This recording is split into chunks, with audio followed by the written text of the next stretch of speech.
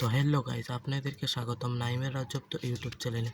আপনাদের অনেকেরই প্রশ্ন থাকে যে স্ট্রবেরি গাছে কিভাবে পাখি বা পিঁপড়ার হাত থেকে বাঁচাবো। স্ট্রবেরি যে আমাদের গাছে ধরে, স্ট্রবেরি গাছে যে স্ট্রবেরিগুলো ধরে সেগুলো মিষ্টি থাকার কারণে পাখি বা পিঁপড়ায় খেয়ে ফেলে।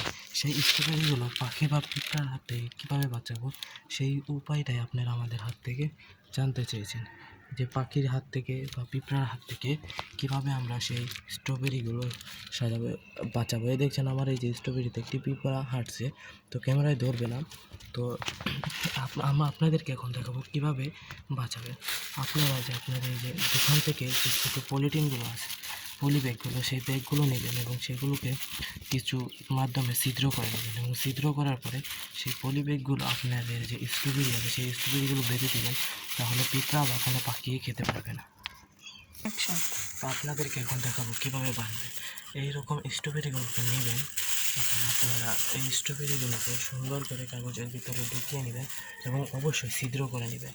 আর ছিদ্র না করলে সেই স্ট্রবেরিগুলো নষ্ট হওয়ার একটা সম্ভাবনা থাকতে পারে, বাতাস যদি চলাচল না করে। আমি এই স্ট্রবেরি কাগজটাকে ছিদ্র করে নিয়েছি। তো এই দেখছেন, এখন আমি এটাকে সুন্দর করে বেঁধে দিচ্ছি।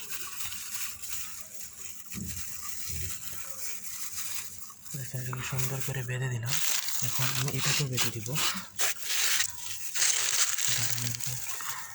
এটাতেও পিঁপড়ার আক্রমণ হচ্ছে।